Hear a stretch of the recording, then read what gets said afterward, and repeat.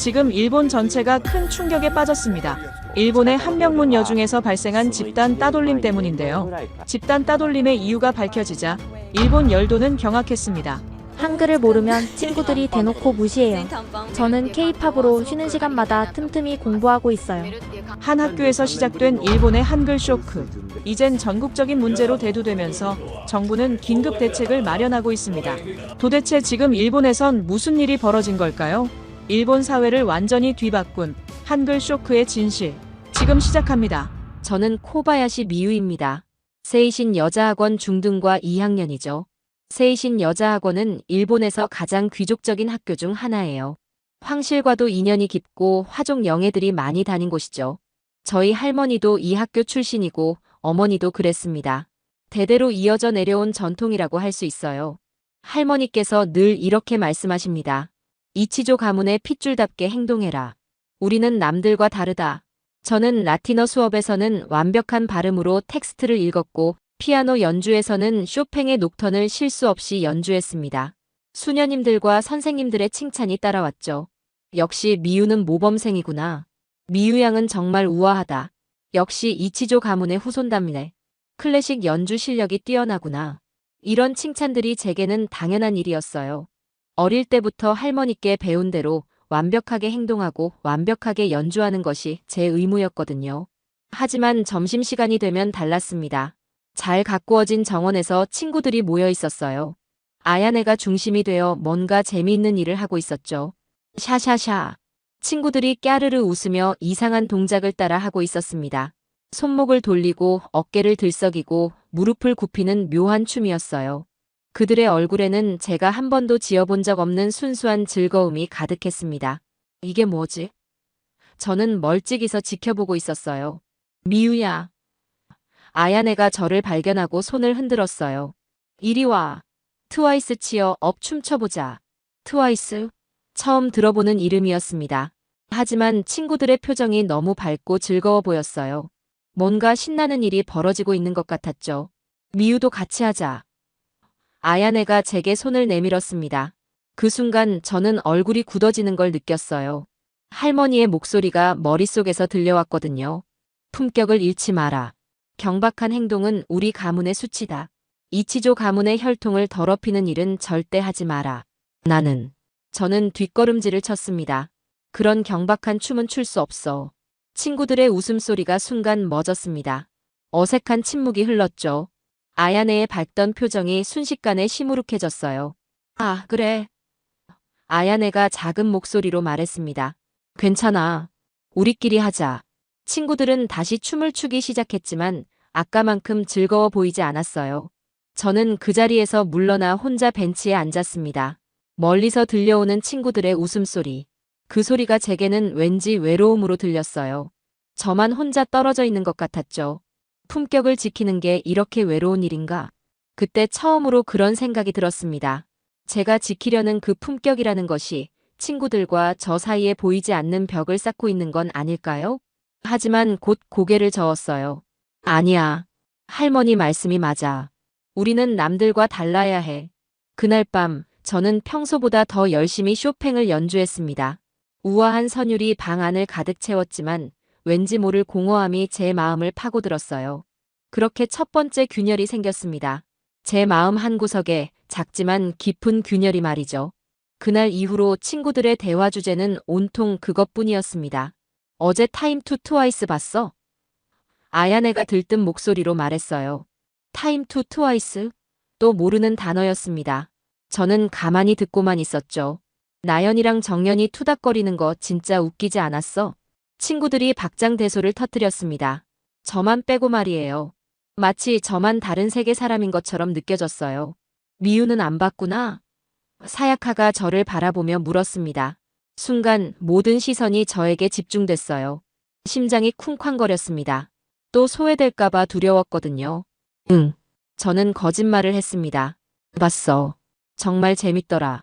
아, 이런. 왜 이런 말이 나왔을까요? 하지만 이미 늦었어요. 그치? 어떤 장면이 제일 재밌었어? 아야네가 눈을 반짝이며 물었습니다. 온몸에 식은땀이 흘렀어요. 어떤 장면이라니. 저는 그게 뭔지도 몰랐거든요. 그게. 저는 입술을 깨물었습니다.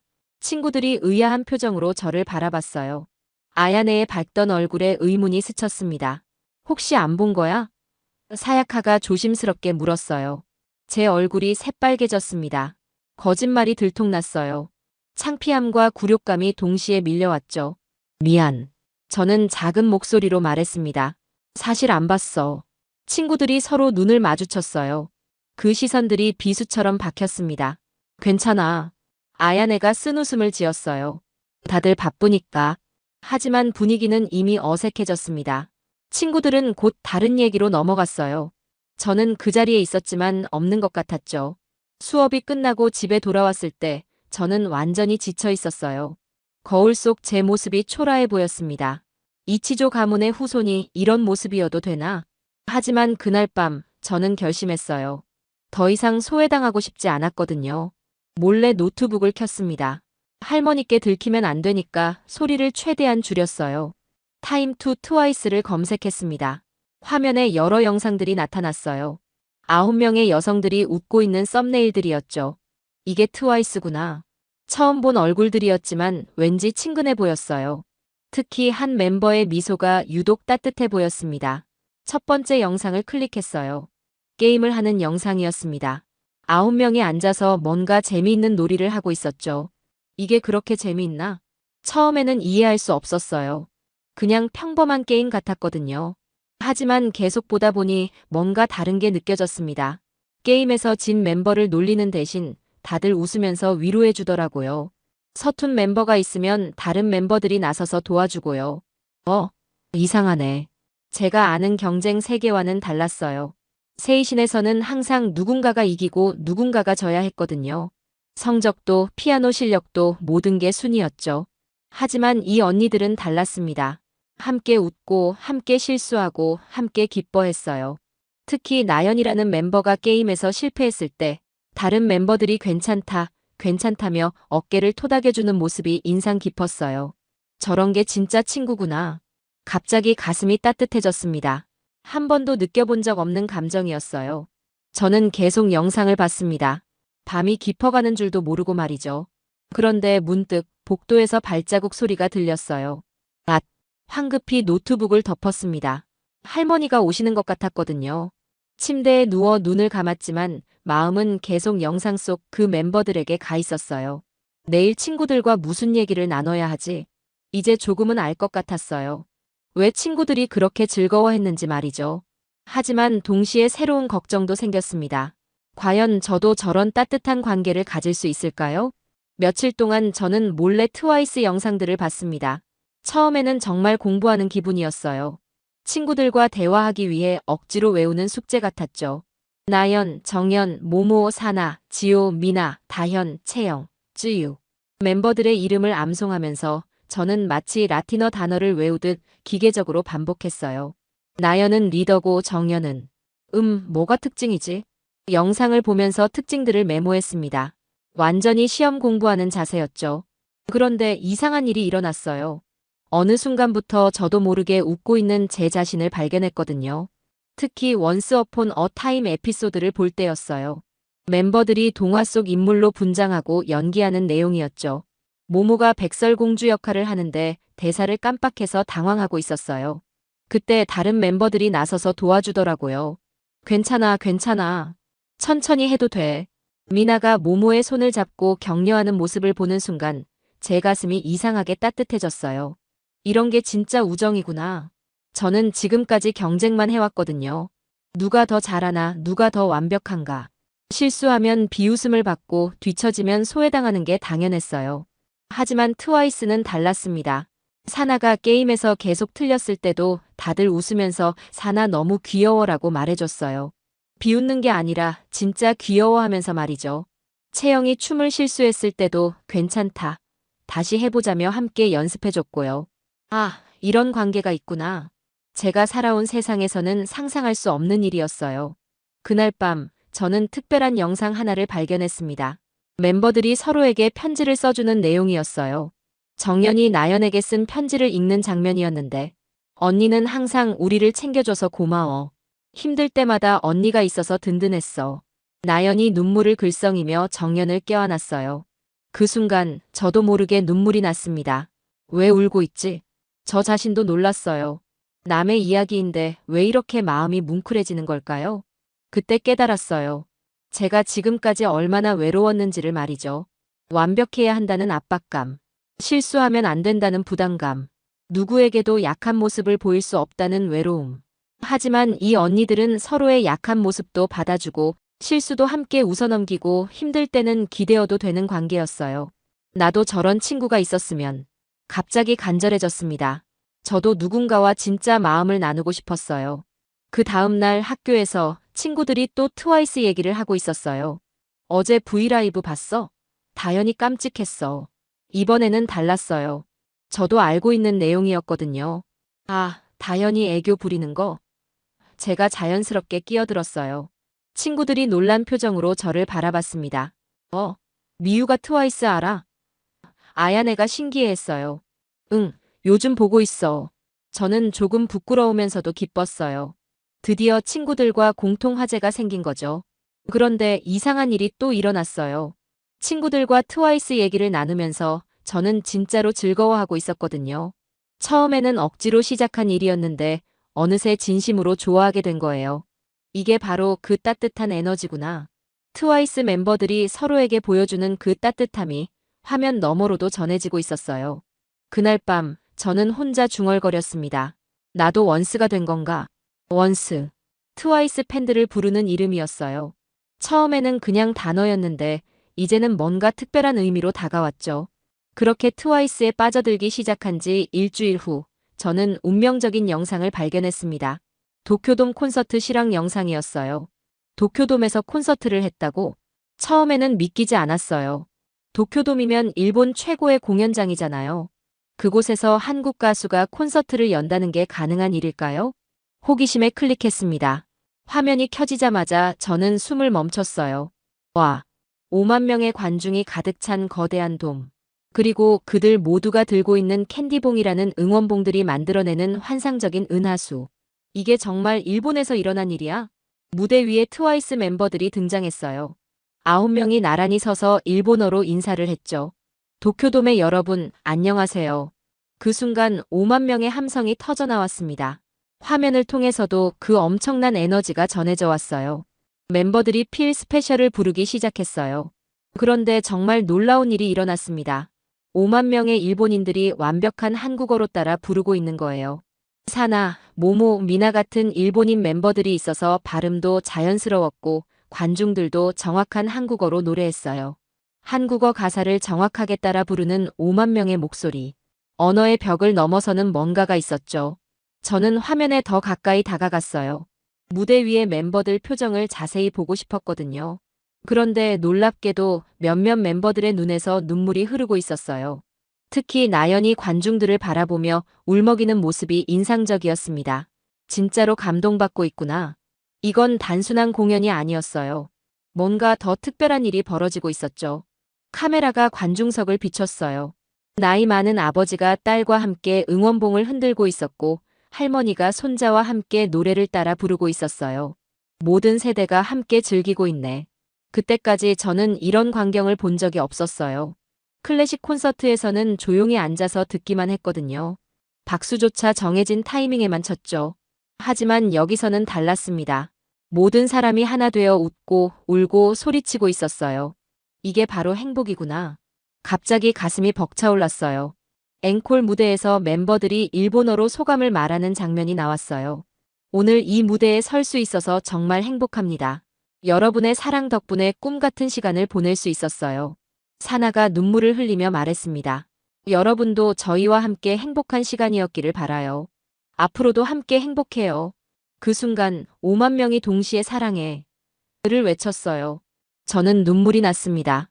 왜 울고 있지? 정말 이상했어요. 제가 거기 있었던 것도 아닌데 왜 이렇게 감동받고 있는 걸까요? 그때 깨달았어요. 지금까지 제가 경험한 모든 감동은 혼자만의 것이었다는 걸 말이죠. 쇼팽을 연주할 때의 만족감, 라틴어를 완벽하게 읽었을 때의 성취감. 모두 개인적이고 고독한 감정들이었어요. 하지만 이건 달랐습니다. 5만 명이 함께 나누는 집단적인 행복이었어요. 혼자가 아니라 모두가 함께 만들어내는 거대한 기쁨이었죠. 나도 저기 있고 싶어. 간절해졌어요. 저도 그 거대한 행복의 바다에 빠져보고 싶었어요. 캔디봉을 들고 목이 터져라 노래를 부르고 싶었죠. 영상이 끝났지만 저는 한동안 멍하니 화면을 바라보고 있었어요. 이게 트와이스의 진짜 힘이구나. 단순히 노래를 잘하고 춤을 잘 추는 게 아니었어요. 사람들을 하나로 묶고 함께 행복하게 만드는 마법 같은 힘이 있었죠. 그날 밤 저는 처음으로 스스로에게 인정했습니다. 나는 진짜 원스가 됐어. 더 이상 친구들과 대화하기 위한 수단이 아니었어요. 진심으로 정말로 트와이스를 사랑하게 된 거였죠. 하지만 동시에 두려움도 생겼어요. 할머니가 알게 되면 어떻게 될까요? 그 두려움은 일주일 후 현실이 되었습니다. 저는 방에서 트와이스의 What is Love를 작은 소리로 틀어놓고 있었어요. 혼자만의 작은 행복 시간이었죠. 나나나나나. 무의식 중에 콧노래를 흥얼거리고 있었습니다. 처음으로 제 입에서 자연스럽게 나오는 대중가요였어요. 그때 문이 벌컥 열렸습니다.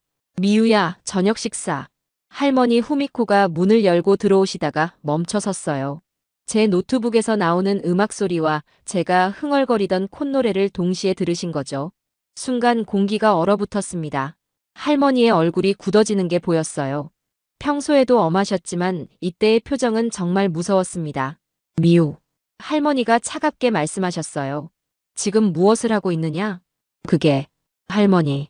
저는 말을 더듬었어요. 할머니가 제 노트북으로 다가오셨습니다. 화면에는 트와이스 멤버들이 웃으며 춤추는 모습이 나오고 있었어요. 이것이 무엇이냐? 트와이스라는 가수예요. 가수. 할머니의 목소리가 한 옥타브 높아졌어요. 이치조 가문의 핏줄이 어찌 그런 경박한 시장의 노래를 입에 담느냐? 할머니가 노트북을 탁 닫아버리셨습니다. 할머니, 잠깐만. 잠깐만이라니. 할머니가 소리를 지르셨어요. 내가 지금 무슨 짓을 하고 있는지 아느냐? 우리 가문의 품격을 바닥에 떨어뜨리고 있구나. 저는 가슴이 두근거렸어요. 하지만 이번에는 달랐습니다. 예전 같으면 고개를 숙이고 사과했을 텐데 이상하게 반발심이 올라왔어요. 할머니는 들어보시기라도 하셨어요? 뭐라고? 그 음악을 직접 들어보시지도 않고 왜 경박하다고 하세요? 할머니가 놀란 표정을 지으셨어요. 제가 처음으로 반항하는 모습을 보신 거였거든요.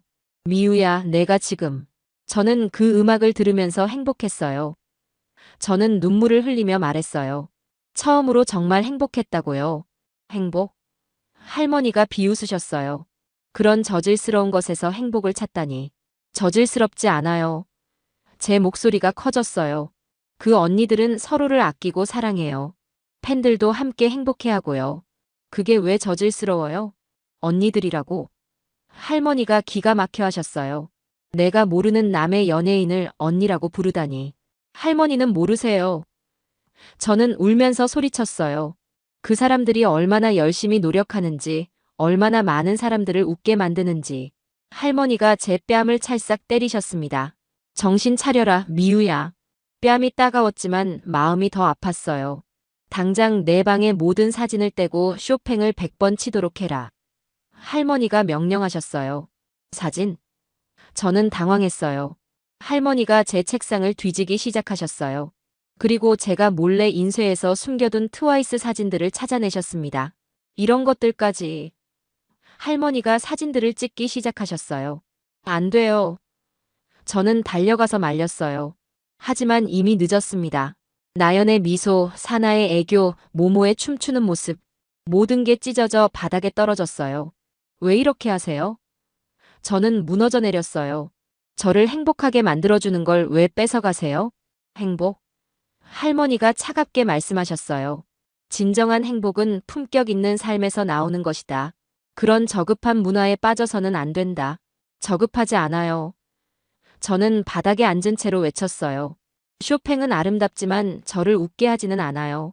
하지만 이 노래는 저를 행복하게 만들어요. 할머니가 멈춰 서셨어요. 행복해지고 싶은 게 죄인가요? 저는 눈물범벅이 된 얼굴로 물었어요. 저도 친구들처럼 웃고 싶고 즐겁고 싶어요. 그게 왜 나쁜 거예요? 할머니가 저를 내려다보셨어요. 그 눈빛에는 분노와 함께 뭔가 다른 감정도 섞여 있었어요. 미우야. 할머니의 목소리가 조금 떨렸어요. 내가 지금 하는 말은 저는 이치조 가문이 자랑스러워요. 저는 고개를 들고 말했어요. 하지만 그 자랑스러운 가문의 후손인 제가 행복해하면 안 되는 건가요? 할머니가 말없이 방을 나가셨어요. 문이 쾅 닫히는 소리가 났죠. 저는 혼자 남아서 찢어진 사진 조각들을 주웠어요. 나연의 눈, 사나의 입술, 모모의 손. 조각조각 흩어진 행복들이었어요. 그날 밤 저는 처음으로 할머니께 정면으로 맞섰습니다. 가문의 품격과 개인의 행복. 이 둘 사이의 전쟁이 본격적으로 시작된 거였어요. 저는 잠을 이룰 수 없었습니다. 대체 할머니는 왜 이토록 대중음악을 혐오하실까? 궁금증이 계속 머릿속을 맴돌았어요. 할머니의 그 격렬한 반응이 단순한 취향 차이는 아닌 것 같았거든요. 다음 날 할머니가 외출하신 틈을 타서 저는 할머니의 서재로 들어갔습니다. 높은 천장까지 닿은 책장들, 클래식 음반들과 고전 문학들이 가득했어요. 모든 게 정돈되어 있고 고풍스러웠죠. 그런데 서재 한 구석에서 낡은 나무 상자를 발견했어요. 이게 뭐지? 조심스럽게 열어보니 오래된 일기장들과 사진들이 들어있었습니다. 먼지가 많이 쌓여 있는 걸 보니 오랫동안 열어보지 않으신 것 같았어요. 맨 위에 있던 일기장을 꺼내봤습니다. 표지에 이치조 마사코라고 쓰여 있었어요. 증조 할머니 일기구나. 증조 할머니는 진짜 화족 영예셨다고 들었어요. 호기심에 첫 페이지를 펼쳤습니다. 쇼와 23년 8월. 전쟁이 끝난 지 3년 후였네요. 아름다운 붓글씨로 쓰인 내용을 읽어보기 시작했어요. 요즘 거리에서는 상스러운 유행가들이 흘러나온다. 저질스러운 가요 교쿠들이 고귀한 클래식의 자리를 더럽히고 있다. 참으로 한탄스러운 일이다. 미국에서 들어온 재즈라는 음악은 더욱 가관이다. 그런 소음을 음악이라고 부르다니. 우리의 전통적인 아름다움이 사라져가고 있다. 화족의 자제들마저 그런 천한 음악에 현혹되고 있다는 소식을 들었다. 교육의 실패다. 계속 읽어나갔어요. 페이지를 넘길 때마다 비슷한 내용들이 나왔죠. 격이 떨어지는 문화가 세상을 오염시키고 있다. 진정한 예술은 숭고하고 고결해야 한다. 대중이 좋아한다고 해서 가치 있는 것은 아니다. 저는 점점 이해하기 시작했어요. 아, 그렇구나. 할머니의 편견이 개인적인 악의에서 나온 게 아니었어요. 증조 할머니 때부터 이어져 내려온 문화적 엘리트주의였던 거죠. 다른 일기장도 펼쳐봤습니다. 할머니가 어렸을 때 쓴 일기였어요. 오늘 어머니께서 말씀하셨다. 이치조 가문의 후손은 품격을 잃어서는 안 된다고. 저급한 문화에 물들면 조상님들께 죄를 짓는 것이라고. 학교에서 친구들이 유행가를 부르는 것을 보았다. 어머니 말씀이 맞다. 정말 천박해 보였다. 어린 할머니도 그렇게 교육받으며 자라셨구나 싶었어요. 마지막 일기장을 펼쳤을 때 의외의 내용을 발견했습니다. 할머니가 대학생이었을 때의 일기였어요. 오늘 라디오에서 우연히 비틀즈의 노래를 들었다. 어머니께서 금하신 서양 대중음악이었지만 묘하게 마음에 들었다. 이런 생각을 하는 내가 이상한 걸까? 하지만 그 멜로디가 계속 머릿속에 맴돈다. 어머니께 말씀드릴 수는 없다. 이치조 가문의 수치가 될 것이다. 저는 놀랐어요. 할머니도 젊었을 때 대중음악에 관심이 있으셨던 거예요. 그 다음 페이지에는 더 충격적인 내용이 있었습니다. 어머니께서 내 방에서 레코드를 발견하셨다. 큰 꾸지람을 들었다. 그 레코드는 모두 불태워졌다. 나는 이치조 가문의 딸이다. 개인적인 취향을 가질 자격이 없다. 앞으로는 클래식만 들어야겠다. 그게 내 의무다. 마지막 문장이 가슴을 찔렀어요. 내 딸은 나와 같은 혼란을 겪지 않게 해야겠다. 처음부터 올바른 길로 인도해야지. 아, 할머니도 저와 같은 갈등을 겪으셨던 거였어요. 하지만 결국 가문의 전통을 선택하셨고 그 아픔을 제게 물려주고 싶지 않아서 더 엄격하게 교육하신 거였죠. 그때 현관문 열리는 소리가 들렸어요. 미우야, 집에 있냐? 할머니가 돌아오신 거였어요. 저는 황급히 일기장들을 정리해서 상자에 넣었습니다. 서재에서 나오는데 할머니와 마주쳤어요. 거기서 뭘 하고 있었느냐? 그냥 책을 보고 있었어요. 할머니가 의심스러운 눈으로 저를 바라보셨지만 더 이상 묻지는 않으셨어요. 그날 밤 저는 복잡한 심정이었습니다. 할머니를 미워할 수도 없었어요. 할머니도 똑같은 아픔을 겪으셨고 그 상처가 저에게까지 이어진 거였으니까요. 하지만 동시에 더 확신이 들었어요. 이 악순환은 저에서 끝나야 해. 증조 할머니의 시대, 할머니의 시대를 거쳐서 저에게까지 온 이 낡은 편견. 이제는 정말 끝내야 할 때였어요. 저는 조용히 중얼거렸습니다. 할머니, 저는 할머니가 포기하신 그 행복을 찾고 싶어요. 세이신 학원 국제문화 페스티벌이 일주일 앞으로 다가왔습니다. 매년 열리는 이 축제는 각국의 문화를 소개하는 행사였어요. 학생들이 자유롭게 주제를 정해서 발표하는 시간이기도 했죠. 미우야, 올해는 뭘 할 거야? 아야네가 물었어요. 저는 망설였습니다. 사실 마음속으로는 정해둔 게 있었거든요. 한국 문화에 대해 발표하고 싶어. 친구들이 깜짝 놀랐어요. 한국? 갑자기 왜? 트와이스 때문이야. 저는 솔직하게 말했어요. K-팝을 통해서 한국 문화에 관심이 생겼거든. 와, 정말? 아야네가 신나했어요. 그럼 트와이스 춤도 춰줄 거야? 아니. 저는 고개를 저었어요. 춤은 못 춰. 대신 다른 방식으로 할 거야. 사실 저는 큰 결심을 하고 있었어요. 이번 기회에 할머니께, 아니 학교 전체에 제 마음을 전하고 싶었거든요. 며칠 후 축제 당일이 되었습니다. 강당에는 많은 학생들과 선생님들, 그리고 학부모들이 모여 있었어요. 할머니도 이사회 멤버로서 참석하셨죠. 여러 발표가 이어졌습니다. 프랑스 요리, 이탈리아 미술, 독일 클래식 음악까지 모두 훌륭한 발표들이었어요. 그런데 제 차례 바로 전에 시라토리 리사가 무대에 올랐습니다. 트와이스 댄스 메들리를 선보이겠습니다. 음악이 시작되자 리사가 완벽한 춤을 추기 시작했어요. 티티부터 치어 업, What is Love까지 모든 안무를 정확하게 따라했죠. 학생들이 열광했습니다. 박수와 환호성이 터져나왔어요. 우와, 리사 진짜 잘한다. 완전 프로 수준이네. 리사의 발레 실력을 바탕으로 한 댄스는 정말 완벽했어요. 기술적으로 흠잡을 데가 없었죠. 발표가 끝나자 기립박수가 터져나왔습니다. 모두가 리사의 우승을 확신하는 분위기였어요. 다음은 코바야시 미유 학생입니다. 제 차례였습니다. 무대에 올라가는 발걸음이 무거웠어요. 리사의 완벽한 댄스 뒤에 제가 할 수 있는 게 뭘까요? 하지만 저는 춤을 추러 온 게 아니었어요. 마이크를 잡고 객석을 바라봤습니다. 할머니의 차가운 시선이 느껴졌어요. 안녕하세요. 저는 코바야시 미유입니다. 떨리는 목소리로 시작했어요. 오늘 저는 트와이스라는 K-팝 그룹에 대해 이야기하고 싶습니다. 객석이 조용해졌어요. 할머니의 얼굴이 굳어지는 게 보였죠. 저는 늘 혼자였습니다. 진심을 담아 말하기 시작했어요. 완벽해야 한다는 압박감 때문에 친구들과 어울리는 법을 몰랐어요. 실수하면 안 된다는 생각 때문에 진짜 감정을 표현하는 것도 두려웠죠. 하지만 9명의 한국 언니들이 함께 웃는 모습을 보며 처음으로 함께라는 감정이 얼마나 소중한지 알게 되었습니다. 저는 서툰 한국어로 이어갔어요. 이 언니들은 저에게 가르쳐 주었어요. 완벽하지 않아도 괜찮다고, 함께 웃으면 된다고. 객석에서 웅성거리는 소리가 들렸어요. 하지만 저는 계속했습니다. K-팝은 단순한 음악이 아닙니다. 외로운 사람들에게 따뜻함을 주고 다른 문화권의 사람들을 이어주는 다리 역할을 해요. 저는 트와이스를 통해서 진짜 행복이 무엇인지 깨달았습니다. 혼자서 완벽하게 사는 것보다 함께 불완전하게 웃는 게 더 아름답다는 걸 말이에요.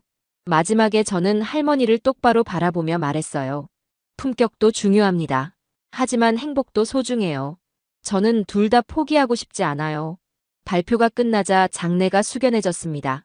박수 소리가 조금씩 들리기 시작했어요. 아야네가 제일 먼저 일어나서 박수를 쳤고 다른 친구들도 하나둘 따라했죠. 하지만 할머니는 움직이지 않으셨어요. 그날 결과 발표에서 저는 3등을 했어요. 1등은 당연히 리사였죠. 하지만 저는 만족했어요. 제 진심을 전달했으니까요. 6장. 그날 밤 저는 잠을 이룰 수 없었습니다. 대체 할머니는 왜 이토록 대중음악을 혐오하실까? 궁금증이 계속 머릿속을 맴돌았어요. 할머니의 그 격렬한 반응이 단순한 취향 차이는 아닌 것 같았거든요. 다음 날 할머니가 외출하신 틈을 타서 저는 할머니의 서재로 들어갔습니다. 높은 천장까지 닿은 책장들, 클래식 음반들과 고전 문학들이 가득했어요. 모든 게 정돈되어 있고 고풍스러웠죠. 그런데 서재 한 구석에서 낡은 나무 상자를 발견했어요. 이게 뭐지? 조심스럽게 열어보니 오래된 일기장들과 사진들이 들어있었습니다. 먼지가 많이 쌓여 있는 걸 보니 오랫동안 열어보지 않으신 것 같았어요. 맨 위에 있던 일기장을 꺼내봤습니다. 표지에 이치조 마사코라고 쓰여 있었어요. 증조 할머니 일기구나. 증조 할머니는 진짜 화족 영해셨다고 들었어요. 호기심에 첫 페이지를 펼쳤습니다. 쇼와 23년 8월. 전쟁이 끝난 지 3년 후였네요. 아름다운 붓글씨로 쓰인 내용을 읽어보기 시작했어요. 요즘 거리에서는 상스러운 유행가들이 흘러나온다. 저질스러운 가요교쿠들이 고귀한 클래식의 자리를 더럽히고 있다. 참으로 한탄스러운 일이다. 미국에서 들어온 재즈라는 음악은 더욱 가관이다. 그런 소음을 음악이라고 부르다니. 우리의 전통적인 아름다움이 사라져가고 있다. 화족의 자제들마저 그런 천한 음악에 현혹되고 있다는 소식을 들었다. 교육의 실패다. 계속 읽어나갔어요. 페이지를 넘길 때마다 비슷한 내용들이 나왔죠. 격이 떨어지는 문화가 세상을 오염시키고 있다. 진정한 예술은 숭고하고 고결해야 한다. 대중이 좋아한다고 해서 가치 있는 것은 아니다. 저는 점점 이해하기 시작했어요. 아, 그렇구나. 할머니의 편견이 개인적인 악의에서 나온 게 아니었어요. 증조 할머니 때부터 이어져 내려온 문화적 엘리트주의였던 거죠. 다른 일기장도 펼쳐봤습니다. 할머니가 어렸을 때 쓴 일기였어요. 오늘 어머니께서 말씀하셨다. 이치조 가문의 후손은 품격을 잃어서는 안 된다고. 저급한 문화에 물들면 조상님들께 죄를 짓는 것이라고. 학교에서 친구들이 유행가를 부르는 것을 보았다. 어머니 말씀이 맞다. 정말 천박해 보였다. 어린 할머니도 그렇게 교육받으며 자라셨구나 싶었어요.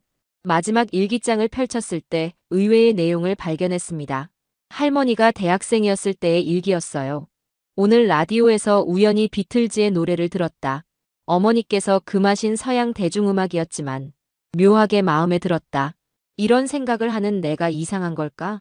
하지만 그 멜로디가 계속 머릿속에 맴돈다. 어머니께 말씀드릴 수는 없다. 이치조 가문의 수치가 될 것이다. 저는 놀랐어요. 할머니도 젊었을 때 대중음악에 관심이 있으셨던 거예요. 그 다음 페이지에는 더 충격적인 내용이 있었습니다. 어머니께서 내 방에서 레코드를 발견하셨다. 큰 꾸지람을 들었다. 그 레코드는 모두 불태워졌다. 나는 이치조 가문의 딸이다. 개인적인 취향을 가질 자격이 없다. 앞으로는 클래식만 들어야겠다. 그게 내 의무다. 마지막 문장이 가슴을 찔렀어요. 내 딸은 나와 같은 혼란을 겪지 않게 해야겠다. 처음부터 올바른 길로 인도해야지. 아, 할머니도 저와 같은 갈등을 겪으셨던 거였어요. 하지만 결국 가문의 전통을 선택하셨고 그 아픔을 제게 물려주고 싶지 않아서 더 엄격하게 교육하신 거였죠.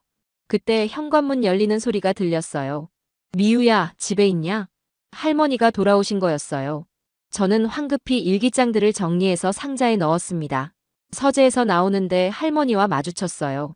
거기서 뭘 하고 있었느냐? 그냥 책을 보고 있었어요. 할머니가 의심스러운 눈으로 저를 바라보셨지만 더 이상 묻지는 않으셨어요. 그날 밤 저는 복잡한 심정이었습니다. 할머니를 미워할 수도 없었어요. 할머니도 똑같은 아픔을 겪으셨고 그 상처가 저에게까지 이어진 거였으니까요. 하지만 동시에 더 확신이 들었어요. 이 악순환은 저에서 끝나야 해. 증조 할머니의 시대, 할머니의 시대를 거쳐서 저에게까지 온 이 낡은 편견. 이제는 정말 끝내야 할 때였어요. 저는 조용히 중얼거렸습니다. 할머니, 저는 할머니가 포기하신 그 행복을 찾고 싶어요. 7장. 세이신 학원 국제문화 페스티벌이 일주일 앞으로 다가왔습니다. 매년 열리는 이 축제는 각국의 문화를 소개하는 행사였어요. 학생들이 자유롭게 주제를 정해서 발표하는 시간이기도 했죠. 미우야, 올해는 뭘 할 거야? 아야네가 물었어요. 저는 망설였습니다. 사실 마음속으로는 정해둔 게 있었거든요. 한국 문화에 대해 발표하고 싶어. 친구들이 깜짝 놀랐어요. 한국? 갑자기 왜? 트와이스 때문이야. 저는 솔직하게 말했어요. K-팝을 통해서 한국 문화에 관심이 생겼거든. 와, 정말? 아야네가 신나했어요. 그럼 트와이스 춤도 춰줄 거야? 아니. 저는 고개를 저었어요. 춤은 못 춰. 대신 다른 방식으로 할 거야. 사실 저는 큰 결심을 하고 있었어요. 이번 기회에 할머니께, 아니 학교 전체에 제 마음을 전하고 싶었거든요. 며칠 후 축제 당일이 되었습니다. 강당에는 많은 학생들과 선생님들, 그리고 학부모들이 모여 있었어요. 할머니도 이사회 멤버로서 참석하셨죠. 여러 발표가 이어졌습니다. 프랑스 요리, 이탈리아 미술, 독일 클래식 음악까지 모두 훌륭한 발표들이었어요. 그런데 제 차례 바로 전에 시라토리 리사가 무대에 올랐습니다. 트와이스 댄스 메들리를 선보이겠습니다. 음악이 시작되자 리사가 완벽한 춤을 추기 시작했어요. 티티부터 치어 업, What is Love까지 모든 안무를 정확하게 따라했죠. 학생들이 열광했습니다. 박수와 환호성이 터져나왔어요. 우와, 리사 진짜 잘한다. 완전 프로 수준이네. 리사의 발레 실력을 바탕으로 한 댄스는 정말 완벽했어요. 기술적으로 흠잡을 데가 없었죠. 발표가 끝나자 기립박수가 터져나왔습니다. 모두가 리사의 우승을 확신하는 분위기였어요. 다음은 코바야시 미유 학생입니다. 제 차례였습니다. 무대에 올라가는 발걸음이 무거웠어요. 리사의 완벽한 댄스 뒤에 제가 할 수 있는 게 뭘까요? 하지만 저는 춤을 추러 온 게 아니었어요. 마이크를 잡고 객석을 바라봤습니다. 할머니의 차가운 시선이 느껴졌어요. 안녕하세요. 저는 코바야시 미유입니다. 떨리는 목소리로 시작했어요. 오늘 저는 트와이스라는 K-팝 그룹에 대해 이야기하고 싶습니다. 객석이 조용해졌어요. 할머니의 얼굴이 굳어지는 게 보였죠. 저는 늘 혼자였습니다. 진심을 담아 말하기 시작했어요. 완벽해야 한다는 압박감 때문에 친구들과 어울리는 법을 몰랐어요. 실수하면 안 된다는 생각 때문에 진짜 감정을 표현하는 것도 두려웠죠. 하지만 9명의 한국 언니들이 함께 웃는 모습을 보며 처음으로 함께라는 감정이 얼마나 소중한지 알게 되었습니다. 저는 서툰 한국어로 이어갔어요. 이 언니들은 저에게 가르쳐 주었어요. 완벽하지 않아도 괜찮다고, 함께 웃으면 된다고. 객석에서 웅성거리는 소리가 들렸어요. 하지만 저는 계속했습니다. K-팝은 단순한 음악이 아닙니다. 외로운 사람들에게 따뜻함을 주고 다른 문화권의 사람들을 이어주는 다리 역할을 해요. 저는 트와이스를 통해서 진짜 행복이 무엇인지 깨달았습니다. 혼자서 완벽하게 사는 것보다 함께 불완전하게 웃는 게 더 아름답다는 걸 말이에요. 마지막에 저는 할머니를 똑바로 바라보며 말했어요. 품격도 중요합니다. 하지만 행복도 소중해요. 저는 둘 다 포기하고 싶지 않아요. 발표가 끝나자 장내가 숙연해졌습니다. 박수 소리가 조금씩 들리기 시작했어요. 아야네가 제일 먼저 일어나서 박수를 쳤고 다른 친구들도 하나둘 따라했죠.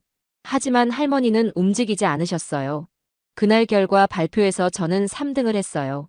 1등은 당연히 리사였죠. 하지만 저는 만족했어요. 제 진심을 전달했으니까요. 축제가 끝나고 저는 할머니의 부름을 받았습니다. 서재로 오라고 하셨어요. 분명 큰 꾸지람을 들을 각오를 했죠. 문을 열고 들어가니 할머니가 창가에 서서 정원을 바라보고 계셨어요. 앉아라, 미유야. 평소보다 조용한 목소리셨어요. 화가 나셨을 때의 차가운 톤과는 달랐죠. 저는 조심스럽게 앉았습니다. 한동안 침묵이 흘렀어요. 할머니가 먼저 입을 여셨습니다. 내가 말한 그 행복하게 만드는 에너지라는 것. 할머니가 천천히 말씀하셨어요. 논리적으로 설명할 수 없는 감정이겠지. 네, 할머니. 그런 감정이 정말 존재하는 것이냐? 의외의 질문이었어요. 할머니가 진짜 궁금해하시는 것 같았거든요. 네, 정말 있어요. 저는 확신을 담아 대답했어요. 처음에는 저도 믿을 수 없었어요. 하지만 직접 느껴보니까 어떤 기분인지 말해보거라. 할머니가 저를 바라보셨어요. 그 눈빛에는 분노가 아닌 순수한 호기심이 담겨 있었어요. 따뜻해요. 저는 천천히 말했어요. 마치 큰 가족이 된 것 같은 기분이랄까요? 혼자가 아니라는 느낌. 그리고 밝아져요. 세상이 좀 더 살만한 곳이라는 생각이 들어요. 할머니가 고개를 끄덕이셨어요. 그런 감정을 클래식에서는 느끼지 못했느냐? 클래식은 아름다워요. 저는 신중하게 대답했어요. 하지만 좀 더 개인적인 감동이에요. 혼자서 느끼는 숭고함이랄까요? 트와이스는 달라요. 함께 느끼는 기쁨이에요. 다른 사람들과 나누는 행복이고요. 할머니가 잠시 생각에 잠기셨어요. 미유야. 할머니가 다시 말씀하셨어요. 할머니도 젊었을 때가 있었다. 갑작스러운 고백이었어요. 그때도 지금처럼 엄격한 집안 분위기였지. 하지만 나도 가끔은 다른 음악이 듣고 싶었다. 할머니. 하지만 참았다. 가문의 품격이 더 중요하다고 생각했거든. 할머니의 목소리에 어떤 아쉬움이 섞여 있었어요. 그런데 내 발표를 들으니 혹시 내가 놓친 게 있는 건 아닐까 하는 생각이 들더구나. 저는 할머니가 증조 할머니의 일기를 모르신다는 걸 깨달았어요. 할머니도 혼자서 그런 고민을 하고 계셨던 거죠. 할머니, 저는 용기를 냈어요. 한 번만 들어보세요. 제가 좋아하는 그 음악을. 할머니가 저를 바라보셨어요. 정말 그렇게 좋으냐? 네, 정말이에요. 할머니가 한참을 고민하시더니 결심한 듯 말씀하셨어요. 그 증거를 나에게도 보여주거라. 저는 눈물이 핑 돈 채로 웃었어요. 정말요? 한 번만이다. 저는 급히 노트북을 가져왔어요. 할머니의 서재에서 그 고풍스러운 분위기 속에서 트와이스 음악을 틀게 되다니. What is Love를 선택했어요. 가장 밝고 긍정적인 곡이었거든요. 경쾌한 멜로디가 서재에 울려 퍼지기 시작했습니다. 할머니는 처음에 굳은 표정으로 듣고 계셨어요. 하지만 점점 표정이 부드러워지는 게 보였죠. 특히 멤버들이 웃으면서 춤추는 장면에서는 할머니의 입꼬리가 살짝 올라가기도 했어요. 곡이 끝나자 할머니가 말씀하셨어요. 나쁘지 않구나. 정말요? 밝긴 하다. 그리고 할머니가 잠시 망설이시더니 말씀하셨어요. 따뜻하기도 하고. 그 순간 저는 알았어요. 할머니도 느끼셨구나. 그 특별한 에너지를 말이에요. 할머니, 그럼 이제. 아직은 아니다. 할머니가 손을 들어 저를 제지하셨어요. 하지만 완전히 금지하지는 않겠다. 진짜요?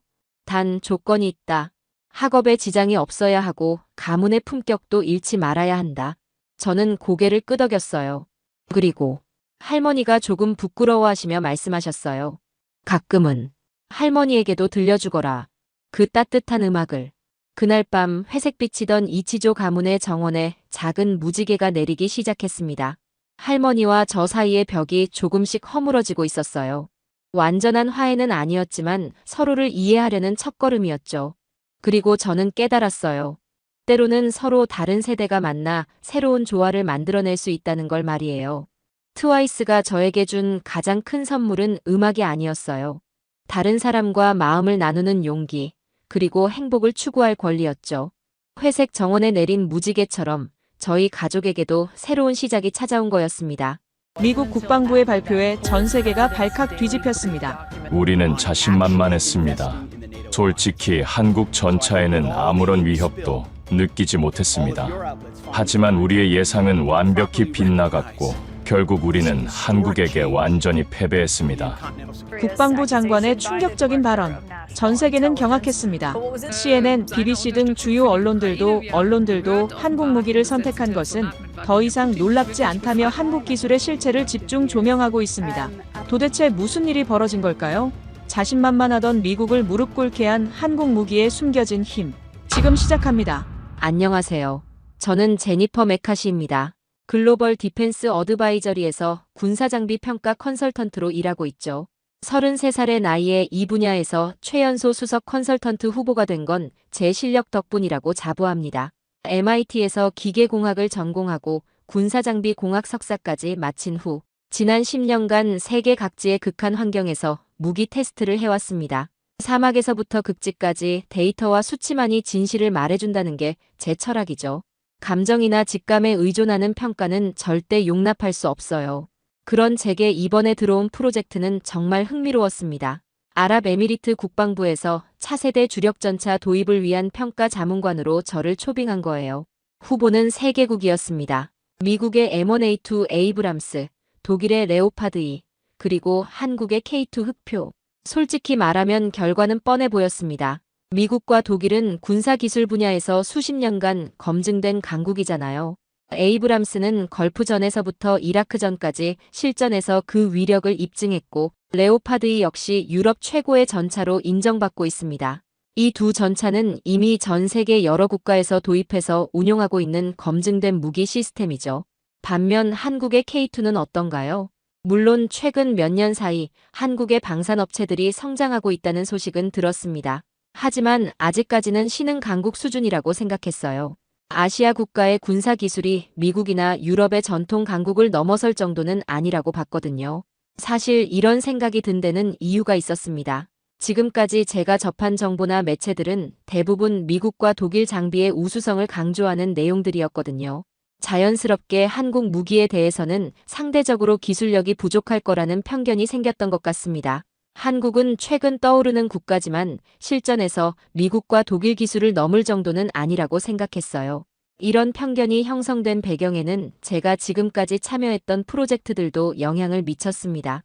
지난 5년간 제가 담당했던 주요 평가 프로젝트들은 대부분 미국이나 독일, 프랑스 같은 전통 군사 강국들의 무기가 최종 선정되는 경우가 많았거든요. 자연스럽게 이들 국가의 기술력에 대한 신뢰가 쌓였던 거죠. 하지만 전문가로서 객관적인 평가를 해야 한다는 책임감은 있었죠. 이번 프로젝트는 제 커리어에도 중요한 전환점이 될 수 있는 기회였습니다. 아랍에미리트 국방부의 최종 결정에 제 평가 보고서가 결정적인 역할을 할 테니까요. 만약 이번 평가를 성공적으로 마친다면 글로벌 디펜스 어드바이저리에서 정식 수석 컨설턴트로 승진할 수 있는 기회도 얻을 수 있을 것 같았어요. 비행기에서 내려다본 아부다비의 풍경은 정말 장관이었습니다. 끝없이 펼쳐진 사막과 그 사이로 솟아오른 현대적인 건물들.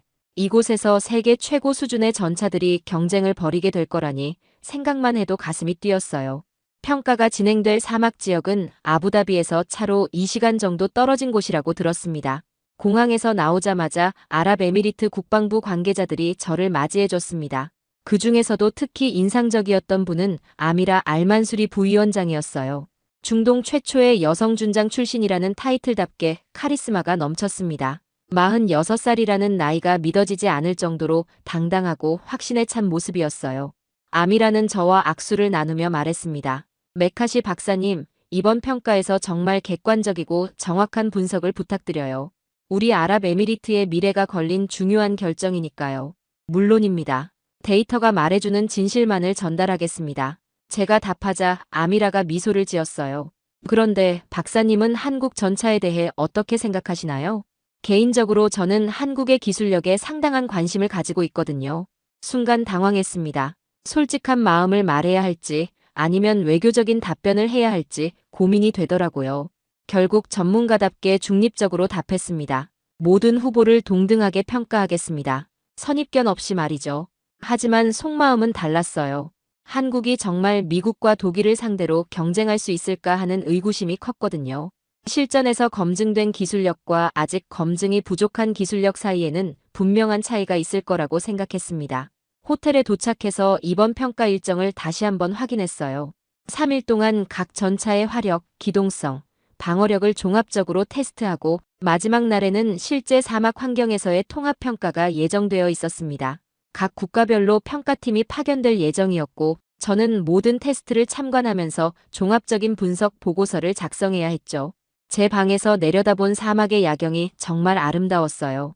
내일부터 시작될 치열한 경쟁을 생각하니 기대감과 긴장감이 동시에 밀려왔습니다. 과연 어떤 결과가 나올까요? 다음 날 아침 사막으로 향하는 버스 안에서 처음으로 각국 평가팀들을 만났습니다. 분위기가 상당히 팽팽했어요. 서로 인사는 나누지만 눈빛만으로도 경쟁 의식이 느껴졌습니다. 미군 M1A2 평가팀장인 앤드류 오닐을 먼저 만났어요. 50살의 베테랑 군인답게 자신감이 넘쳤습니다. 제니퍼, 오랜만이야. 이번에도 우리 에이브람스가 최고라는 걸 증명해 보이겠어. 앤드류와는 3년 전 중동 지역 무기 전시회에서 만난 적이 있었죠. 실무 경험이 풍부한 분이라 개인적으로도 존경하는 인물이었습니다. 독일 레오파드2 평가 책임자인 클라우스 슈나이더도 만났습니다. 52살의 그는 독일 기술에 대한 자부심이 대단했어요. 독일 공학 기술의 정밀함을 직접 보게 될 겁니다. 레오파드2는 유럽에서 가장 신뢰받는 전차거든요.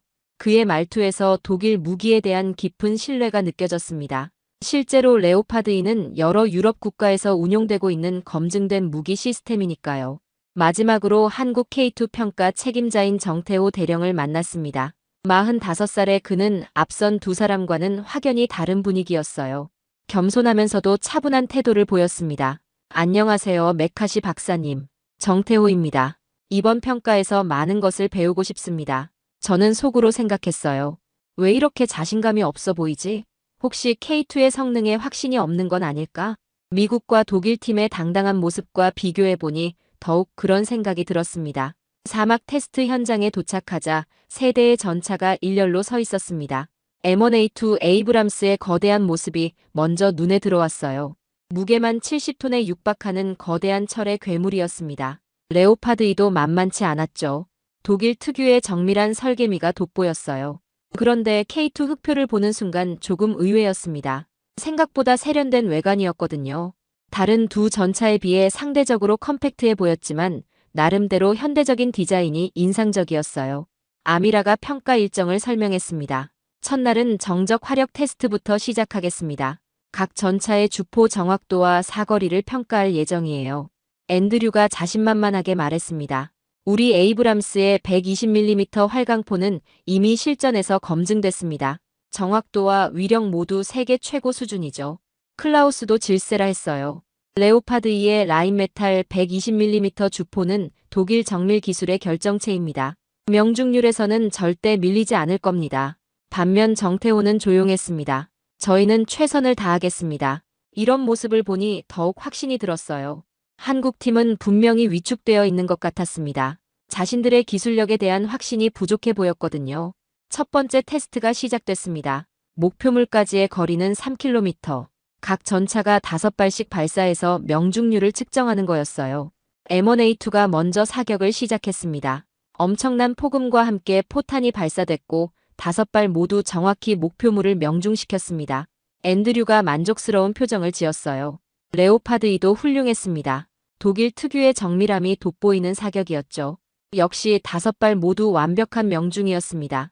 이제 K2의 차례였습니다. 솔직히 기대하지 않았어요. 앞선 두 전차의 완벽한 성능을 보고 나니 K2가 과연 얼마나 할 수 있을지 의구심이 들었거든요. 정태호가 조용히 사격 명령을 내렸습니다. 첫 번째 포탄이 발사됐고 목표물에 정확히 명중했어요. 두 번째, 세 번째도 마찬가지였습니다. 그런데 네 번째 사격에서 이상한 일이 일어났습니다. 분명히 목표물을 맞췄는데 폭발음이 다른 곳에서 들려왔어요. 이게 뭐지? 아미라가 망원경으로 확인한 후 말했습니다. 목표물 뒤쪽 4.5km 지점의 보조 목표물도 함께 명중됐습니다. 순간 모든 사람들이 조용해졌어요. 3km가 아니라 4.5km까지 정확히 명중시킨 거였습니다. 이건 예상 스펙을 훨씬 뛰어넘는 성능이었어요. 앤드류가 당황한 표정으로 말했습니다. 이건 우연일 겁니다. 한 번 더 해보죠. 하지만 K2의 마지막 5번째 사격도 똑같았습니다. 4.5km 목표물에 정확히 명중했어요. 명중률 100%였습니다. 클라우스가 의심스러운 눈으로 말했습니다. 뭔가 이상하네요. 사전에 공개된 스펙에는 이런 내용이 없었는데 정태호가 차분하게 답했습니다. 저희 K2의 실제 성능입니다. 과장이나 조작은 없습니다. 저는 혼란스러웠어요. 분명히 한국 전차는 상대적으로 기술력이 부족할 거라고 생각했는데 이 결과는 완전히 예상 밖이었거든요. 하지만 아직 하루밖에 지나지 않았으니 성급하게 판단할 수는 없었습니다. 일회성 우연일 수도 있잖아요. 진짜 실력은 며칠 더 지켜봐야 알 수 있을 거라고 생각했습니다. 첫날 테스트 결과에 대해 밤새 고민했습니다. K2의 예상 밖 성능이 계속 머릿속에 맴돌았어요. 하지만 전문가로서 객관적 판단을 해야 했습니다. 하루의 결과만으로 전체를 평가할 수는 없잖아요. 둘째 날 아침 테스트 현장의 분위기가 어제와는 확연히 달랐습니다. 미국과 독일 팀에서 묘한 긴장감이 느껴졌어요. 어제 K2의 성과 때문에 살짝 당황한 기색이 역력했거든요. 앤드류가 저에게 다가와서 말했습니다. 제니퍼, 어제 결과에 대해 어떻게 생각해? 솔직히 좀 의외였잖아. 글쎄요. 아직 하루밖에 지나지 않았으니까 성급하게 판단하기는 어렵죠. 클라우스도 끼어들었어요. 어제는 분명히 뭔가 특별한 조건이 있었을 겁니다. 오늘 기동성 테스트에서는 분명 다른 결과가 나올 거예요. 정태호는 여전히 조용했습니다. 어제의 놀라운 성과에도 불구하고 전혀 우쭐해하지 않더라고요. 오히려 더욱 겸손한 자세를 보였어요. 오늘도 최선을 다하겠습니다. 많이 배우고 싶습니다. 저는 여전히 의문스러웠어요. 이렇게 좋은 결과를 얻었는데도 왜 이렇게 조심스러워하는 걸까? 혹시 어제가 정말 우연이었던 건 아닐까? 아미라가 오늘의 테스트 일정을 발표했습니다. 오늘은 기동성과 안정성을 평가하겠습니다. 사막의 모래 언덕과 험난한 지형에서 각 전차의 성능을 확인할 예정이에요. 첫 번째 테스트는 M1A2부터 시작됐습니다. 70톤의 거대한 몸집답게 압도적인 파워를 보여줬어요. 모래 언덕을 올라가는 모습이 정말 역동적이었습니다. 하지만 무게 때문인지 가끔 모래에 빠지는 모습도 보였어요. 레오파드 2의 차례였습니다. 독일 특유의 정밀한 엔지니어링이 돋보였어요. M1A2보다는 가벼워서 기동성이 조금 더 좋아 보였습니다. 하지만 역시 사막의 깊은 모래에서는 다소 고전하는 모습이었죠. 이제 K2의 차례였습니다. 솔직히 어제의 화력 테스트는 우연일 거라고 생각했어요. 기동성에서는 분명 한계가 드러날 거라고 예상했습니다. 그런데 K2가 움직이기 시작하자 모든 사람들이 놀랐습니다. 다른 두 전차보다 훨씬 부드럽고 빠르게 모래 언덕을 넘어갔어요. 마치 모래 위를 미끄러지듯 움직이는 모습이었습니다. 더 놀라운 건 급격한 방향 전환에서도 전혀 흔들림이 없다는 거였어요. 다른 전차들이 방향을 바꿀 때 약간의 기울어짐이나 흔들림을 보인 것과는 대조적이었습니다. 앤드류가 믿을 수 없다는 표정으로 말했습니다. 저게 정말 55톤짜리 전차 맞나? 마치 경전차처럼 움직이잖아. 클라우스도 당황했어요. 독일 기술도 이 정도는 아니었는데 도대체 어떤 기술을 쓴 거지? 저도 혼란스러웠습니다. 분명히 어제는 우연이라고 생각했는데 오늘도 똑같이 예상을 뛰어넘는 성능을 보여주니까요. 이게 정말 한국 기술력의 실제 수준인 건가? 점심시간에 정태호에게 직접 물어봤습니다. 대령님, K2의 기동성이 정말 놀랍네요. 어떤 기술이 적용된 건가요? 저희가 개발한 능동형 현가장치와 자동 변속 기술의 조합입니다. 사막 지형에 최적화된 시스템이죠. 그런데 왜 이런 성능을 사전에 공개하지 않으셨어요? 정태호가 미소를 지었습니다. 저희는 과대 광고를 좋아하지 않습니다. 실제 성능으로 보여드리는 게 낫다고 생각해요. 이 말을 듣고 뭔가 찜찜했어요. 혹시 제가 한국에 대해 잘못 생각하고 있었던 건 아닐까? 하지만 아직 확신을 가지기에는 이른 것 같았습니다. 오후에는 더욱 까다로운 테스트가 이어졌습니다. 경사면에서의 사격 안정성을 평가하는 거였어요. 전차가 언덕을 오르내리면서 동시에 목표물을 명중시켜야 하는 고난도 테스트였습니다. M1A2와 레오파드 2도 나름대로 좋은 성과를 보였어요. 하지만 경사면에서의 흔들림 때문에 명중률이 다소 떨어지는 모습이었습니다. K2는 또다시 놀라운 모습을 보여줬습니다. 급경사면을 오르내리면서도 포탑이 전혀 흔들리지 않았어요. 마치 평지에서 사격하는 것처럼 안정적이었습니다. 결과는 충격적이었습니다. 경사면 사격에서도 K2가 가장 높은 명중률을 기록한 거예요. 95%라는 거의 완벽에 가까운 수치였습니다. 클라우스가 짜증을 내며 말했습니다. 이건 뭔가 이상해요. 기계적으로 불가능한 일이 일어나고 있다고요. 앤드류도 동조했습니다. 분명히 뭔가 특별한 조건이나 조작이 있을 거야. 이런 성능이 실제로 가능할 리 없어. 하지만 아미라는 다른 반응을 보였어요. 정말 놀랍습니다. K2의 기술력이 이 정도일 줄은 몰랐네요. 저는 점점 혼란스러워졌습니다. 이틀 연속으로 K2가 예상을 뛰어넘는 성능을 보여주고 있었거든요. 하지만 여전히 마음 한편으로는 의구심이 있었어요. 혹시 테스트 조건이 K2에게 유리하게 설정된 건 아닐까? 아니면 다른 숨겨진 변수가 있는 건 아닐까? 호텔로 돌아가는 길에 계속 생각했습니다. 제가 지금까지 가지고 있던 편견이 흔들리기 시작했어요. 하지만 아직 완전히 확신하기에는 부족했습니다. 내일 마지막 테스트에서 진짜 결과가 나올 거라고 생각했어요. 셋째 날 아침 사막에 강한 바람이 불기 시작했습니다. 모래폭풍의 전조 현상이었어요. 아미라가 걱정스러운 표정으로 말했습니다. 오늘 날씨가 좋지 않네요. 테스트를 연기할까요? 앤드류가 즉시 반대했습니다. 아니에요. 실전에서는 이런 악천후에서도 작전을 수행해야 하잖아요. 오히려 더 현실적인 테스트가 될 겁니다. 클라우스도 동조했어요. 맞습니다. 진짜 성능은 이런 극한 상황에서 드러나는 거죠. 사실 저는 두 사람의 속마음을 알 것 같았어요. 지난 이틀간 K2의 예상 밖 성과에 당황했던 그들이 악천후를 이용해서 K2의 약점을 찾으려는 거였죠. 정태호는 여전히 침착했습니다. 저희도 준비됐습니다. 어떤 조건에서든 최선을 다하겠습니다. 오늘의 테스트는 가장 까다로운 종합 기동 훈련이었습니다. 강풍과 모래바람이 부는 상황에서 복합적인 임무를 수행해야 하는 거였어요. 기동하면서 동시에 여러 목표물을 타격하고 장애물을 피해가며 목표 지점에 도달하는 고난도 미션이었습니다. M1A2가 첫 번째로 시작했습니다. 강한 바람 때문에 시야 확보가 어려웠고 모래가 계속 날려와서 센서류에 영향을 미치는 것 같았어요. 평소보다 명중률이 떨어졌고 기동 속도도 느려졌습니다. 레오파드 2도 비슷한 어려움을 겪었어요. 독일의 정밀한 기술력에도 불구하고 악천후 앞에서는 한계를 보였습니다. 특히 모래가 엔진 흡입구로 들어가면서 출력이 다소 저하되는 모습이었죠. 이제 K2의 차례였습니다. 솔직히 저는 드디어 K2의 한계가 드러날 거라고 예상했어요.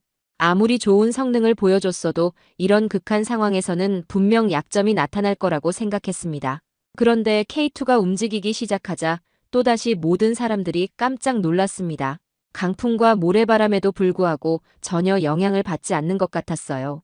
오히려 다른 전차들보다 더 빠르고 정확하게 임무를 수행했습니다. 앤드류가 믿을 수 없다는 표정으로 소리쳤습니다. 저게 말이 돼? 저 악천후에서 어떻게 저렇게 정확할 수 있지? 더 놀라운 건 K2의 사격 정확도였어요. 강풍에도 불구하고 모든 목표물을 정확히 명중시켰습니다. 심지어 이동하면서 동시에 여러 목표물을 타격하는 고난도 미션도 완벽하게 수행했어요. 클라우스가 화를 내며 말했습니다. 이건 물리적으로 불가능해요. 분명히 뭔가 조작이 있을 겁니다. 하지만 아미라가 단호하게 답했어요. 모든 테스트는 우리 감독관들이 직접 확인하고 있습니다. 어떤 조작도 없어요. 저는 점점 더 혼란스러워졌습니다. 이제는 정말로 제가 한국에 대해 잘못 생각하고 있었던 게 아닌가 싶었어요. 하지만 여전히 인정하기가 어려웠습니다. 점심시간에 정태호에게 직접 물어봤습니다. 대령님, 도대체 어떻게 이런 성능이 가능한 건가요?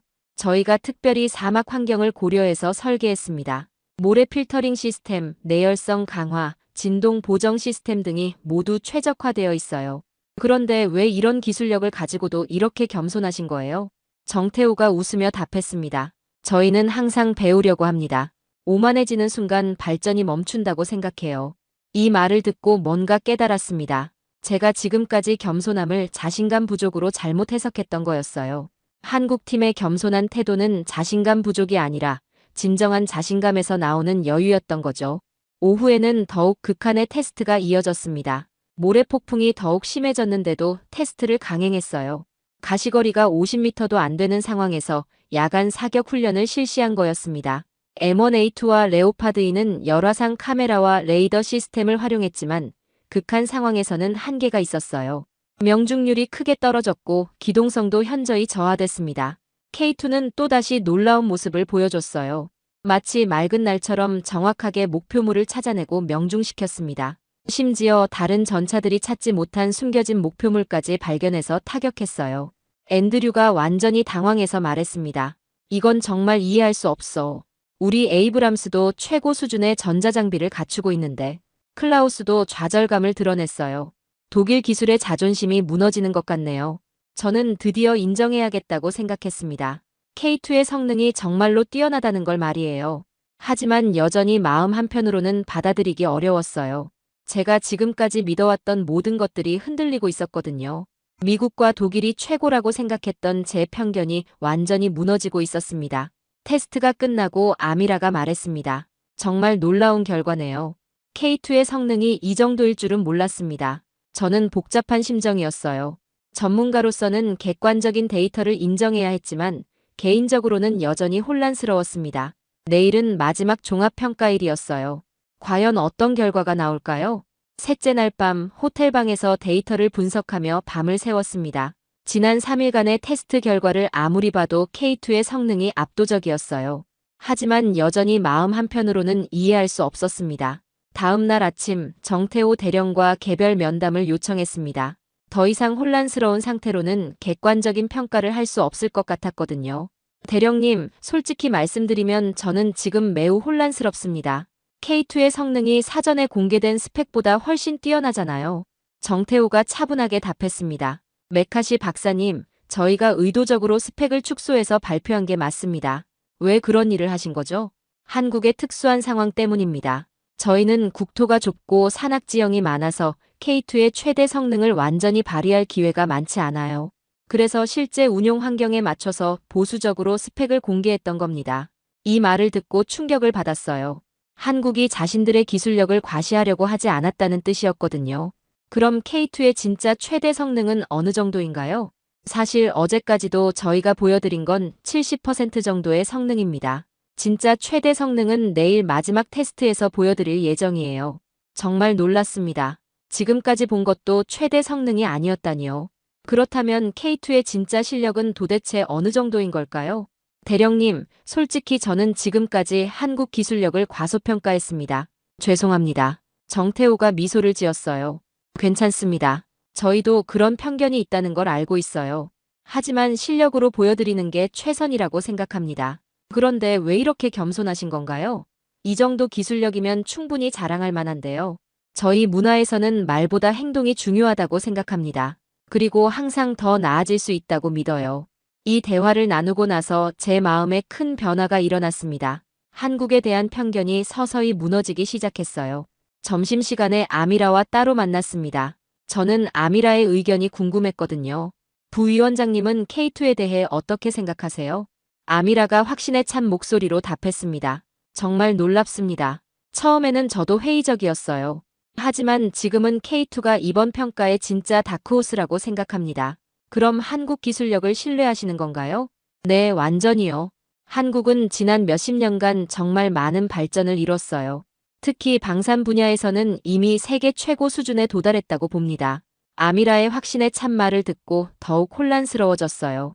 제가 그동안 얼마나 편견에 사로잡혀 있었는지 깨닫게 됐거든요. 오후에 앤드류를 만났습니다. 오랜 지인이었던 그와 솔직한 대화를 나누고 싶었어요. 앤드류, 이번 테스트 결과에 대해 어떻게 생각해?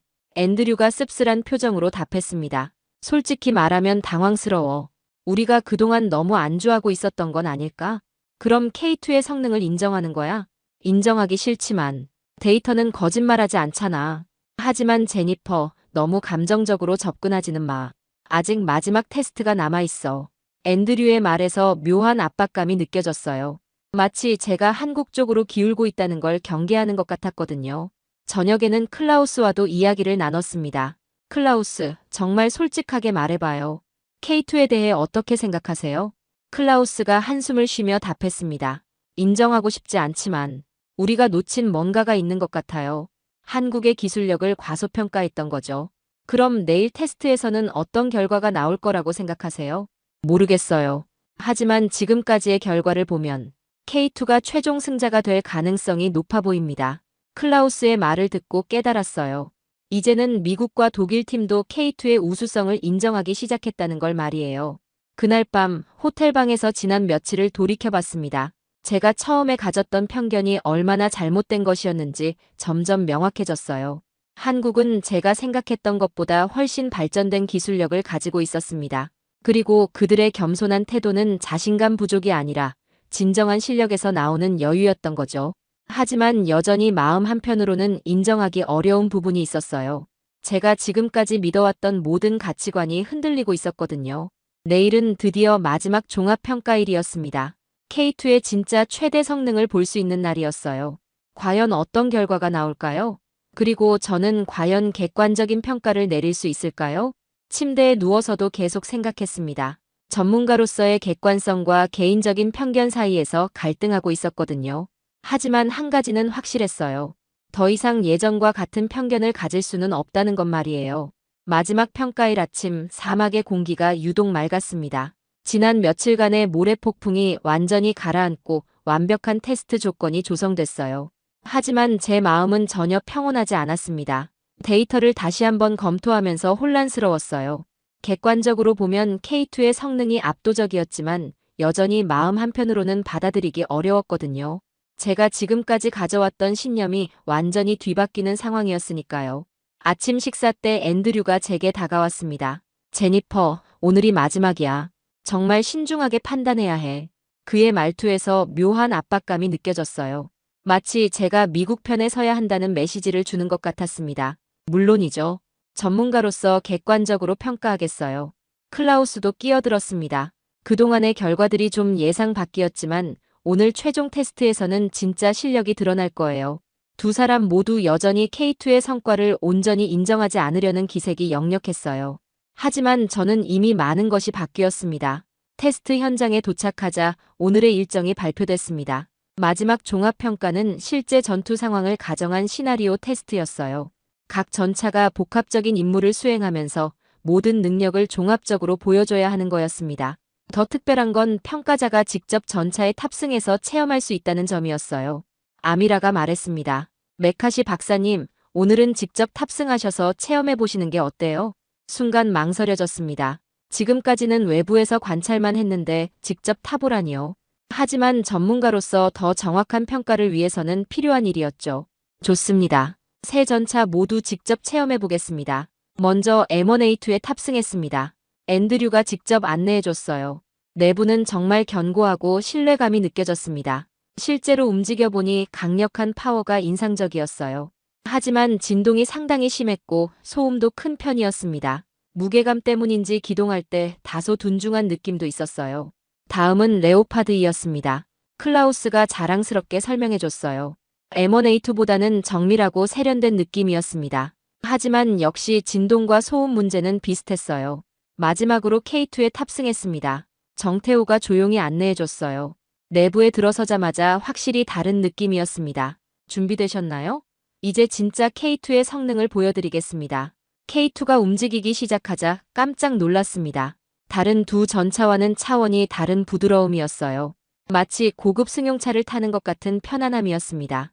더 놀라운 건 가속력이었어요. 55톤의 무게가 믿어지지 않을 정도로 빠르게 가속했습니다. 그런데도 전혀 흔들림이 없었어요. 이게 정말 전차 맞나요? 너무 부드러워서 믿을 수 없어요. 정태호가 미소를 지었습니다. 이제 진짜 테스트를 시작하겠습니다. 갑자기 K2가 급격한 방향 전환을 했는데도 제 몸이 전혀 기울어지지 않았어요. 고급 스포츠카의 전자제어 시스템보다도 뛰어난 안정성이었습니다. 사격 테스트가 시작됐습니다.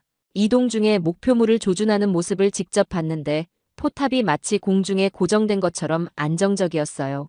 대령님, 도대체 어떤 기술을 쓰신 건가요? 첨단 능동 현가 장치와 자동 안정화 시스템의 조합입니다. 그리고 인공지능 기반의 통합 제어 시스템이 모든 것을 조율해요. 사격이 시작됐습니다. 5km 거리의 목표물을 이동 중에 연속으로 명중시켰어요. 정확도가 정말 놀라웠습니다. 그런데 더 놀라운 건 그 다음이었어요. 정태호가 말했습니다. 이제 K2의 진짜 최대 사거리를 보여드리겠습니다. 7km 거리의 목표물을 조준했어요. 제가 알기로는 현존하는 전차 중에서 이런 장거리 정밀 사격이 가능한 건 거의 없었습니다. 포탄이 발사됐고 7km 거리의 목표물이 정확히 명중됐어요. 저는 완전히 말문이 막혔습니다. 이건 정말 믿을 수 없어요. 그 순간 제 마음속의 마지막 편견이 완전히 무너졌습니다. 더 이상 부정할 수 없었어요. K2는 정말로 세계 최고 수준의 전차였습니다. 테스트가 끝나고 K2에서 내렸을 때 앤드류와 클라우스의 표정이 어두웠어요. 그들도 K2의 압도적인 성능을 직접 목격했거든요. 정태호에게 다가가서 말했습니다. 대령님, 진심으로 존경합니다. 제가 지금까지 한국 기술력을 과소평가했었네요. 아닙니다. 저희도 많이 배웠습니다. 그의 겸손한 모습을 보면서 더욱 감동받았어요. 이렇게 뛰어난 기술력을 가지고도 전혀 오만하지 않다니요. 아미라가 저에게 다가왔습니다. 박사님, 이제 확신하시죠? 네, 완전히요. K2는 정말 놀라운 무기 시스템입니다. 그날 밤 최종 평가 보고서를 작성하면서 많은 생각을 했습니다. 제가 지금까지 가져왔던 편견이 얼마나 잘못된 것이었는지 깨달았어요. 한국은 이미 세계 최고 수준의 군사 기술력을 보유하고 있었습니다. 내일은 공식 발표일이었어요. 과연 어떤 반응이 나올까요? 7장. 마지막 평가가 끝난 다음 날, 아랍에미리트 국방부 공식 회의실에서 최종 발표가 있었습니다. 회의실에는 아미라를 비롯한 아랍에미리트 고위 관계자들과 각국 평가팀, 그리고 저까지 모두 참석했어요. 분위기가 상당히 긴장됐습니다. 앞으로 몇십 년간 아랍에미리트의 주력 전차를 결정하는 중요한 순간이었거든요. 제 발표가 최종 결정에 큰 영향을 미칠 거라는 부담감도 있었어요. 아미라가 회의를 시작했습니다. 오늘은 메카시 박사님의 종합평가 보고서를 듣고 최종 결정을 내리겠습니다. 저는 심호흡을 하고 발표를 시작했어요. 지난 며칠간의 모든 데이터와 분석 결과를 정리해서 준비한 보고서였습니다. 지난 4일간의 종합평가 결과를 말씀드리겠습니다. 세 전차 모두 각각의 장점을 가지고 있었습니다. 먼저 M1A2와 레오파드 2의 성과를 객관적으로 설명했어요. 두 전차 모두 검증된 성능과 신뢰성을 보여줬다고 평가했습니다. 앤드류와 클라우스가 만족스러운 표정을 지었어요. 하지만 제가 다음에 할 말을 안다면 표정이 바뀔 거였습니다. 하지만 종합적인 성능 면에서는 한국의 K2 흑표가 가장 뛰어난 결과를 보여줬습니다. 회의실이 조용해졌어요. 앤드류와 클라우스의 표정이 굳어졌습니다. 구체적인 데이터를 말씀드리겠습니다. 화력 부문에서 K2는 7km 장거리 정밀 사격 능력을 입증했습니다. 이는 다른 두 전차보다 2km 이상 긴 사거리입니다. 아랍에미리트 관계자들이 놀란 표정을 지었어요. 사막 전투에서 장거리 사격 능력은 매우 중요한 요소였거든요. 기동성 부문에서도 K2가 압도적이었습니다. 사막 지형에서의 기동 속도와 안정성 모두 최고 수준이었어요. 계속해서 객관적인 데이터를 제시했습니다. 명중률, 기동성, 내구성, 연료 효율성 등 모든 부문에서 K2가 우수한 성과를 보였다는 내용이었어요. 앤드류가 참지 못하고 끼어들었습니다. 잠깐만요. 그 결과들이 정말 신뢰할 만한 건가요? 물론입니다. 모든 테스트는 공정하게 진행됐고 데이터는 객관적으로 검증됐습니다. 클라우스도 불만을 표했어요.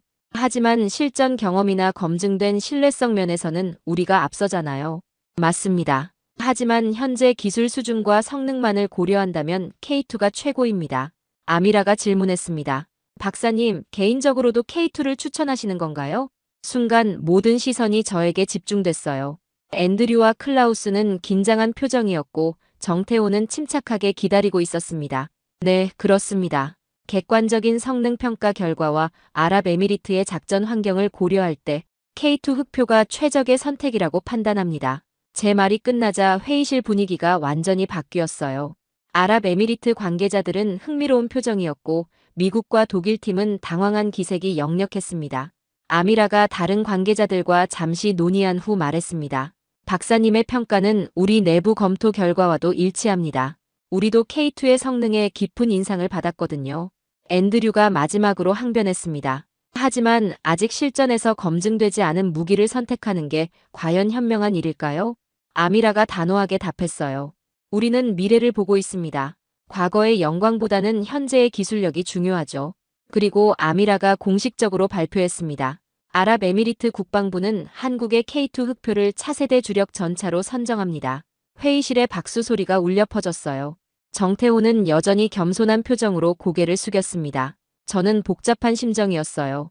전문가로서는 올바른 평가를 내렸다는 만족감이 있었지만 개인적으로는 제 편견이 완전히 무너진 충격이 아직 가시지 않았거든요. 회의가 끝나고 앤드류가 저에게 다가왔습니다. 제니퍼, 정말 이게 맞다고 생각해? 앤드류, 데이터는 거짓말하지 않아요.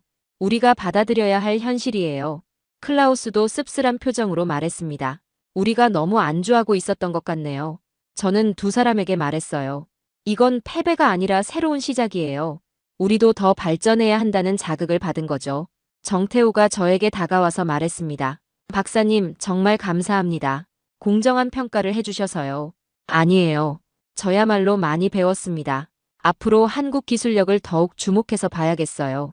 그날 저녁 호텔에서 최종 보고서를 완성하면서 생각했습니다. 이번 평가를 통해 저는 전문가로서뿐만 아니라 한 사람으로서도 크게 성장했어요.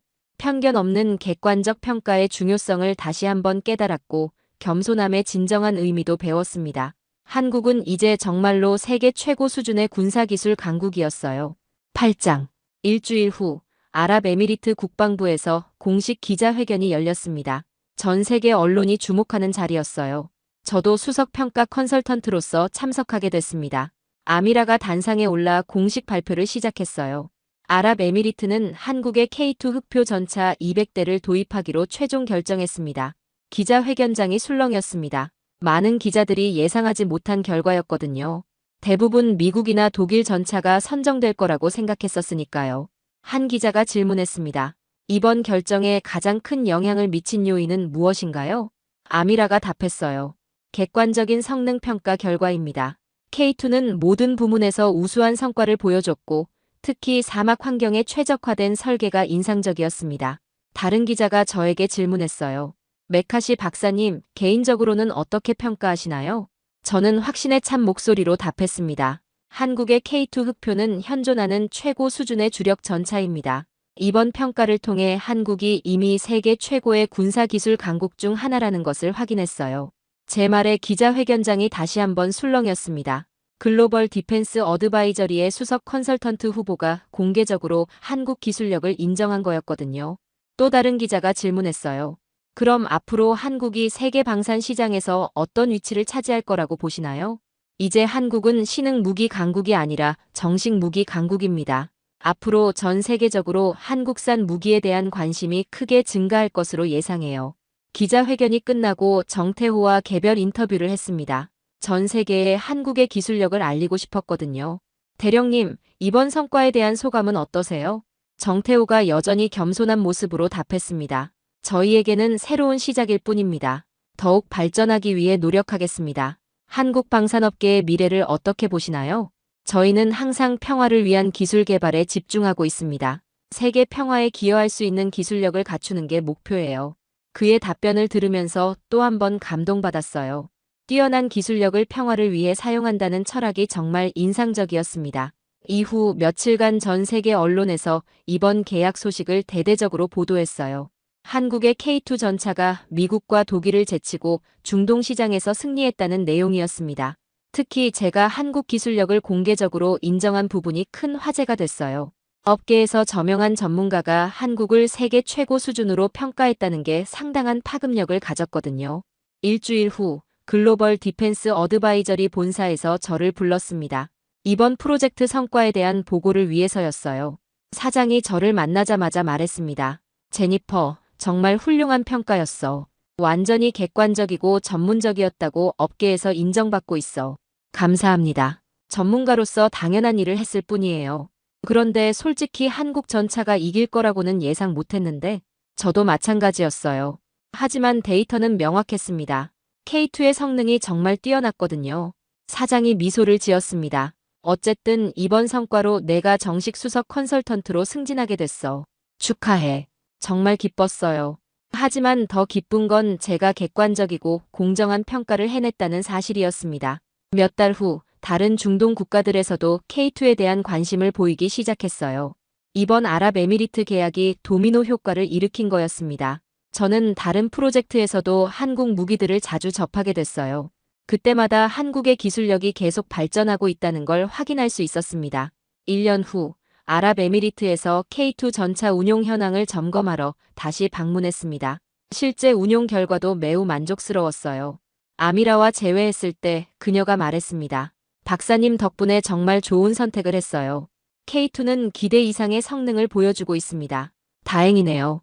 앞으로도 한국 기술력에 주목해보세요. 물론이죠. 이제 우리는 한국을 가장 신뢰하는 파트너 중 하나로 생각하고 있어요. 정태호도 다시 만났습니다. 그는 여전히 겸손한 모습이었지만 자신감도 더 커진 것 같았어요. 대령님, 그동안 어떠셨어요? 덕분에 많은 것을 배웠습니다. 이제 더 많은 국가들이 우리 기술에 관심을 보이고 있어서 바쁜 나날을 보내고 있어요. 앞으로도 계속 발전하시길 바랍니다. 네, 저희는 항상 더 나은 기술을 위해 노력하겠습니다. 그날 밤 사막을 바라보며 생각했습니다. 이곳에서 제 인생이 크게 바뀌었어요. 편견을 버리고 진실을 보는 눈을 갖게 됐죠. 한국은 이제 정말로 세계 최고 수준의 기술력을 보유한 군사 강국이었습니다. 그리고 저는 그 사실을 전 세계에 알리는 데 기여할 수 있어서 자랑스러웠어요. 모래 위에 새겨진 K2의 이름처럼 한국의 기술력도 이제 전 세계에 확실히 각인됐습니다. 앞으로도 더 많은 성과가 있을 거라고 확신해요. 이것으로 저의 이야기를 마치겠습니다. 편견 없는 객관적 평가의 중요성과 겸손함의 진정한 의미를 배운 소중한 경험이었어요.